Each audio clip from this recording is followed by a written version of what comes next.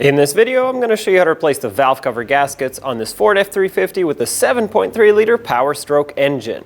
I'm only going to show you one side, and that's going to be the driver's side, because the other side is exactly the same gasket with exactly the same procedure. These are located right on top of your engine. Let's get started. To gain access to this valve cover, we're going to have to remove a few things, starting with the air intake snorkel from here all the way to the turbo, as well as the charge pipe that goes right above the valve cover. Use an 8mm on this clamp, loosen it up. This will allow you to pull this off of the air filter housing. Follow that snorkel and you'll see another clamp back here. Now you can remove it, get it out of your way. I want to remove the rest, but it's actually easier if we now remove the charge pipe so we can get better access behind there. To do this, you need an 11mm socket to loosen up this mounting nut. That's about all you need over here. Get this clamp off. You don't need to remove this clamp, you just need to loosen it up. On the other side of the charge pipe, you'll see another clamp that looks the same. Drop an 11mm down with an extension. Loosen that up as well. Now remove this charge pipe, just wiggle it so it can pop off of the couplers, and take it out. Optionally, you can remove the rest of this coupler, which I will just to make space for myself.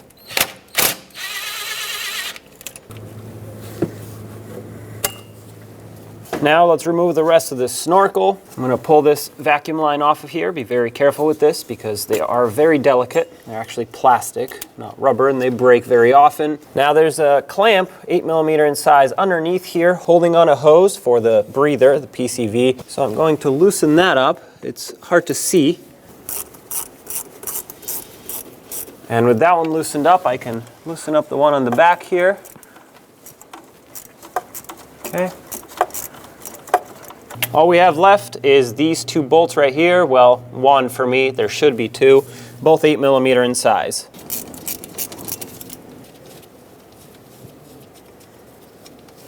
Take that off the turbo. All right. Okay, this line popped out, it didn't break. It's actually connected right under here, but for now I will just leave it disconnected. That way when we reinstall, the same thing doesn't happen again by accident.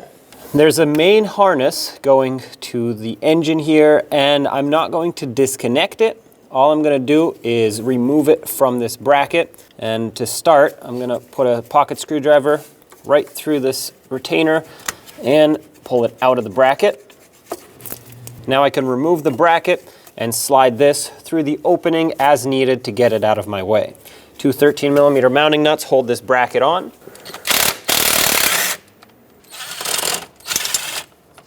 Okay, so this actually pulled the whole stud out, which is fine, but we'll have to separate it because the stud actually holds the valve cover in place. So remove that mounting nut, slide this like that, and since I'm here, I'm going to just put a wrench on this side with a socket on this side, separate the nut from the stud.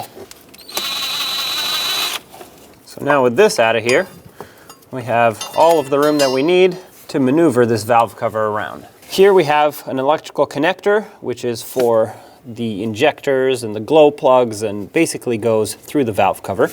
And to disconnect it, we need a pocket screwdriver. What you need to do is press down on each end of these clips here. This isn't the locking tab, there's one on each end, just like that. And you pop it out and you set it aside.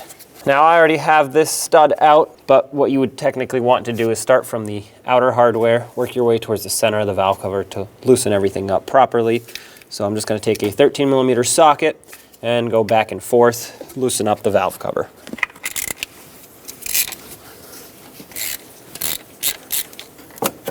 There we go. Got that one.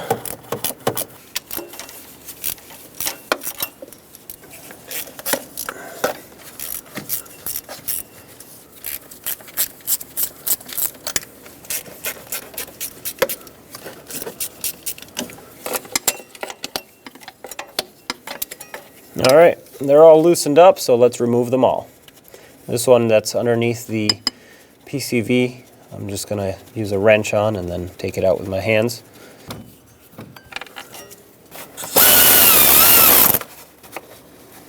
All right, got that one, and that is actually the most difficult one to get to. The rest are not too bad.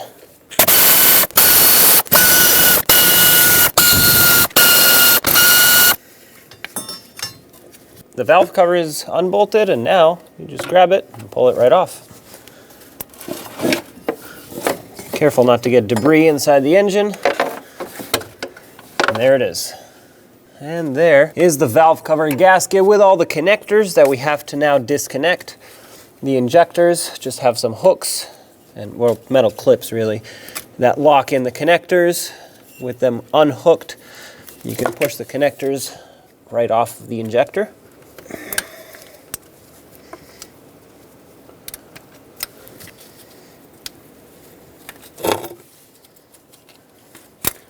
And lastly, the glow plugs.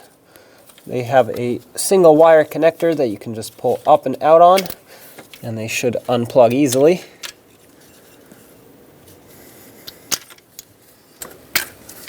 And with all that unplugged, carefully remove the valve cover gasket. And there it is. Now we have to go around the perimeter where the valve cover gasket sits and scrape all of this debris away. There isn't much for me, but there is a slight ridge here formed from leaking oil with debris buildup and a little bit of rust since this is a steel head. So I'm going to scrape all this off with a razor blade, and of course I'm going to scrape away from the engine, that way nothing falls inside.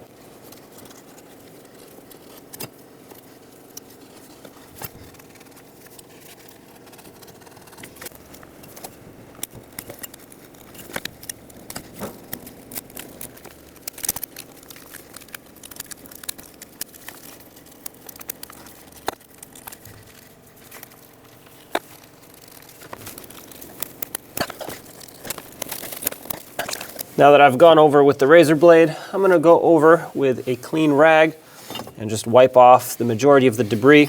Then I'm going to do another pass with another clean rag where I wipe it off with brake parts cleaner so I can degrease it and get the rest of the debris out of here. Up top, I'm actually going to bring a vacuum so I can suck all this up before it ends up in the engine as I wipe it off. I cleaned things up a little bit, so now with another clean rag, like I said, I'm going to go over and clean up the surface with some brake parts cleaner on the rag to remove all oils and debris that's left over.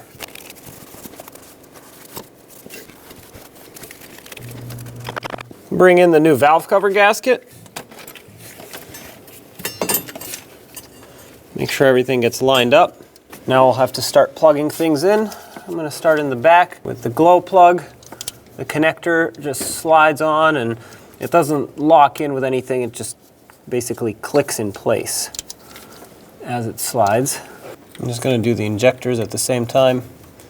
Plug them in, flip over the lock to lock them in, and repeat the same thing 3 more times.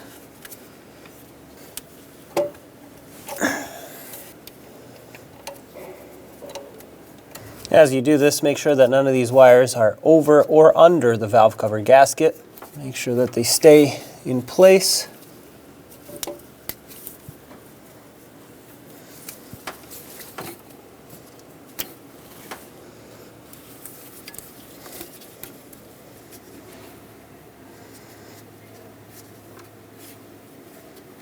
All right, double check all your connections. You don't want to have to come back in here for a bad connection. And now it is time to reinstall the valve cover. Make sure none of the wires are in the way. Slide this in, drop it down in place. We can start putting back all of our hardware. Doesn't matter where you start, just start with whatever lines up.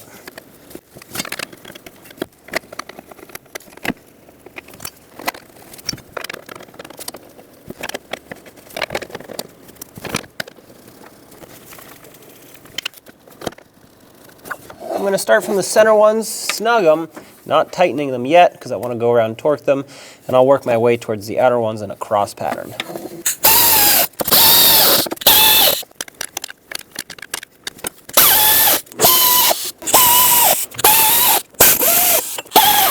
All right, they're all snug. Let's torque them down. The torque for all of this hardware that holds the valve cover down is 98 inch-pounds. So let's torque it down, starting from the center in a cross pattern, working our way towards the outer bolts.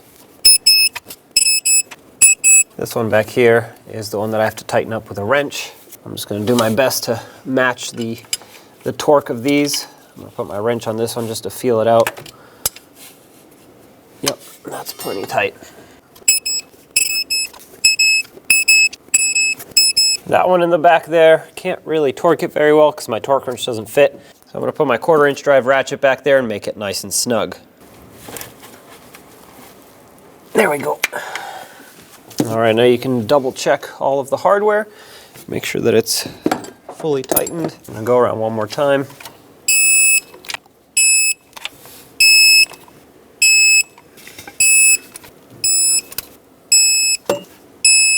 Next, let's plug this main electrical connector in.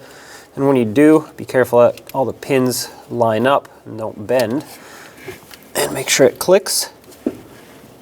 There we go. Bring this bracket for the harness back up. Line it up with the 2 studs. Put in the 2 mounting nuts. And tighten these down.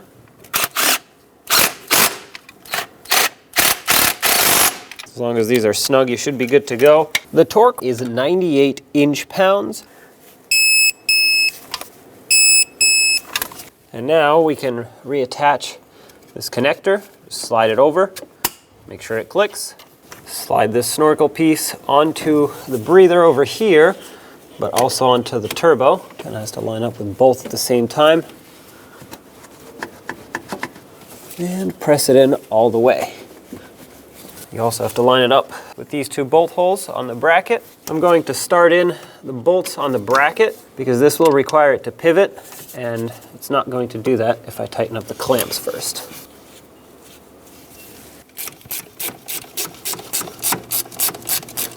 With this one most of the way in, I'm going to put in another one on the bottom. I did source another bolt for this so I can clamp it on properly.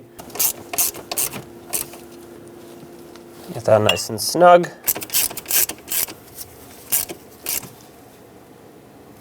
And this top one. Let's tighten up the clamp all the way back here. When you tighten this clamp down, make sure it starts squeezing onto the snorkel, and that's plenty tight right there. It doesn't need to be tightened until it stops spinning. That'll actually strip out the teeth, and then you'd have to replace it. All right. If you can't move this around independently, it is plenty tight. Don't forget about the clamp that's underneath on the breather.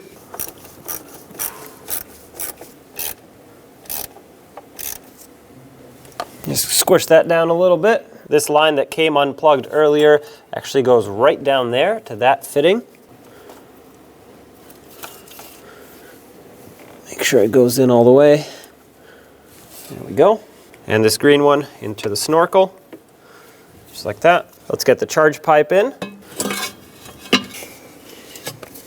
Before tightening any clamps, make sure both ends are properly positioned.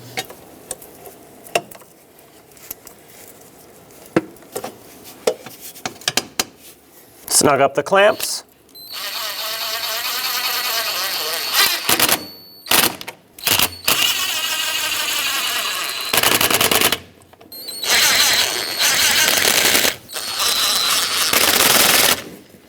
I'm just going to double check these by hand.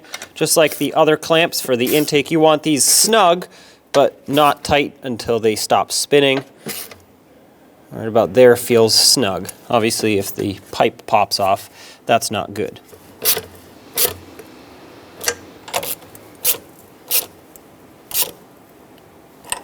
All right, now install the rest of the snorkel. Clamp it onto both ends. Make sure that's fully seated. And tighten up the clamps.